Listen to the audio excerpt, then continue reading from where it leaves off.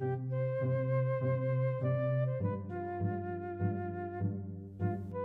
I'm James Harvey, the professor of music theory at the College of Southern Nevada with 5-Minute Music Theory.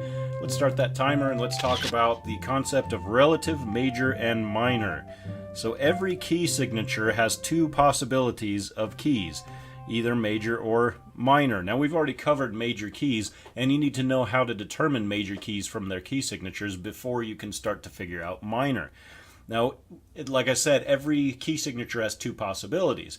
And the two major and minor keys that match that same key signature are what are known as relative keys. The reason they're related is that their parent is that same key signature, and imagine them as the offspring.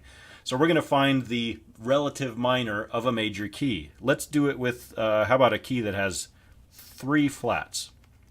So if you watch the video on the trick for flats, you find the penultimate flat, which is E flat. So that means that this is in the key of E flat major, or even better, make sure you know your circle of fifths and know where E flat is on that circle. It would have 3 flats, which are B, E, and A. I'm going to write out an E flat major scale here, like that. And then we have our scale degrees, 1, 2, 3, 4, 5, 6, 7, and then we're back to 1. There's a few different ways of finding the relative minor. I'm going to start by talking about the easiest way, but it might not be the best way.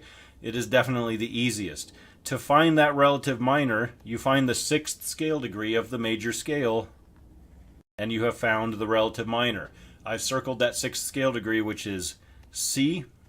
Therefore, the relative minor of E flat major is C minor. They both share a key signature that has 3 flats. And this works for all the major keys. Find that 6th scale degree and you will find your minor key. Let me clear some space here and let's do it again with a different key. Maybe something with sharps this time. There we go. Alright, so I'll get rid of my flats. And let's do, how about a key that has, we just did 3 flats, let's do 3 sharps. So the trick for sharps is you find the last sharp, go up a half step. G sharp is the last sharp. Up a half step would be A major. So if we count, I don't even need to write the notes here. I will in a second, but you can just use your powers of logic and your fingers if you need to. If we start with A, B, C sharp, because again that's in the key, D, E, F sharp. F sharp is the 6th note in A major. Therefore, F sharp minor is the relative minor of A major. And it's really as easy as that. Now there's one other really quick way to figure this out that you'll learn a little bit better when you get into intervals, but I'll show you now just so I can sort of plant that seed.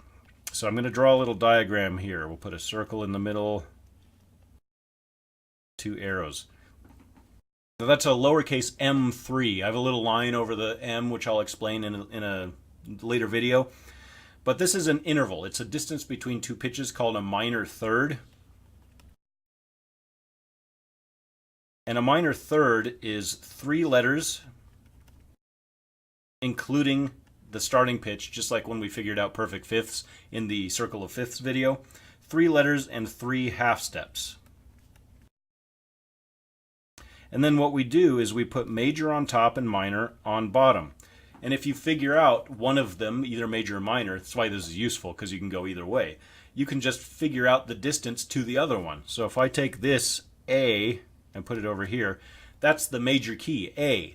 And then I go down 3 letters, starting with A as 1, A, G, F. I end up with 3 fingers, therefore it's a third. And then it's also 3 half steps down from A to F sharp.